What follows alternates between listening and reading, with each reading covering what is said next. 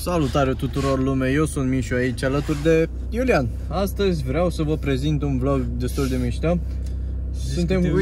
Uitați și voi ce fericită Iulian aici, deci mai are un pic și zâmbește. Ia uite, și ascunde și fața. Din cauza că și-a cumpărat mașina. Deci Iulian și-a cumpărat o mașină și vreau să vă prezint, și eu și el vrem. Ia prezintă. Ce mașină ți-ai luat, Iulian? Nu e mașina mea și nu mi-am cumpărat-o. Nu te mai juca la lumii. Zici ce mașină ți-ai cumpărat și arată și explică-ne de ce ți-ai cumpărat mașina asta.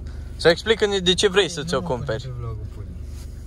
Bă, facem un vlog, handicapatule. Facem un vlog în care tu zici 10 motive de ce vrei să-ți cumperi mașina asta. Hai. Zi. Nu vreau să mă cumpăr. Primul motiv, de ce? Foi, cât de cald e scaunul. Ce te-a făcut? Da, și pe mine mă frige mașină la mine niciodată nu m-a fript așa. De fapt, ba da. Ți-ai pierdut telefonul? Vibrează ceva, băule. Telefon. Nu e, mă. Nici eu. Deci, mașina asta este Skoda Octavia. Fabia. Ce motor este? 1.2. Asta? Da, e 1.2 turbo diesel. 75 de cai Greenline. 1.2 turbo diesel, extra economă. Da, nu contează. Nu contează. Nu contează. Și câte turați iarăși ia zile la băieți acolo? 6.000. 6.000. Chiar are 6.000. Da, e. Dar Are mașina... la roșu 6.000. Ia explică-ne cât ai mers maxim cu ea. Top speed mă refer. 240. Stai să văd cât are în bord, să văd dacă e corect. Nu ai mers 240, zi nu e adevărat cât ai mers. Da, n-am mers niciodată cu mașina asta, că nu e. Ai mers aici, poate. În parcare. Nici măcar. Deci. Bă, dar și repede să încălzesc scaunul. Dacă se încălzește și la troca mea, la fel, că mă duceam la muncă, n-aveam nicio problemă. Nu se încălzește așa? Coi, la mine se încălzește când abia am ajuns în zonă, băi, ești prost. După 30 de km. E bine, nu chiar. Când ajungi la 2 benzi, abia atunci ai cald. Nu cred. Bă, da. La mine, eu când am ajuns la Danfoss... Băi, ăsta frige acum. Știu, eu nu mai pot să stau pe el. Deci, când am ajuns la Danfoss, adică unde muncesc eu, e cald. Ia uite. Nu mai e un coiac să strică. Ce se strică, mă, idiotule? Și ia zine, ce zic că Vasile să-mi dea, uite-mi de partea asta. Ce economie are mașina asta? Merge 29 de km pe litru. Așa? Așa. Și mai? Și nu știu mai multe despre mașina asta. Păi ai venit aici să afli, ia află. Nu mai deschide pe el brazor. Ce mișto face. Zici că și ăla din spate.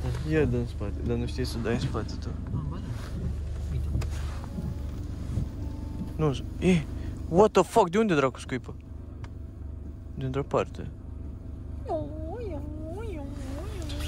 Ia zine, ce te-a făcut să-ți cumperi mașina aceasta? Îmi place foarte mult cum merge, că am condus-o pe la Vasile.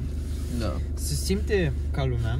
Da. Ei, așa arată foarte bine la un drum. E simplu, e o mașină simplă și simplă și frumoasă. place că bordul ăsta e foarte înalt. Da. Zici că merg într-un Jeep, nu într-o mașină. Bine, uite, că dacă stai, uite, plasticul aici e foarte tare. Ăsta e moale. Da. Ăsta e moale. Pe aici în caz de dai cu capul sau ceva? Nu de asta, e din cauza că e de design și că să aibă și materiale mai ok. Pe când ăsta din spate e mai ăsta e mai ieftin. rigid, mai neinteresant. Aici e loc. De asta mică. Un departament. Aici cum deschideai pe asta? Așa, mai ai loc. una mai mare aici.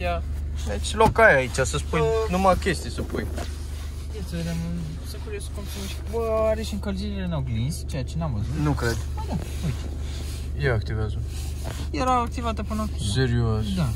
A mea nu are buton, dar se încălzesc automat. Ia să vedem, asta cum se mișcă. La mine se încălzesc. La orice mașină. Aproape orice mașină. Da, dar la unele se mișcă ca toată. Aproape orice mașină are. Am văzut conectarea, uite, mă văd singur acum. Asta a căzut. Nu o să mai... Dar ce să zic? Boxele sunt... Cum ți se par boxele? Bă, boxele se aud bine. Foarte bine. Dar când dai prea tare, nu... Ți se pare ție? Prea să mai aude la fel. Și eu sunt curios, uite, de ce nu se schimbă trip? Uite că eu încerc, apăs pe nu de acolo. Da, de unde? Din butoanele alea. Din butoanele astea pulă, că nu se schimbă. Ba da, handicap. Eu vreau să văd mai multe despre mașină. Acum i-ai dat reset. Dar eu vreau să văd ceva chestii despre mașină. Păi nu așa. Da cum? Nu mai umblă la ceas. Ajută-mă cu aia atunci.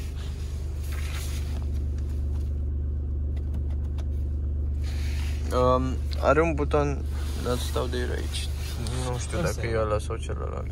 Asta, la asta mă jucam cu el la mașină, la mașina lui Vasile. Bun, cam atât cu acest vlog. Ne mai vedem și baftă și nu uitați să dați like. Da? Ia fii atent.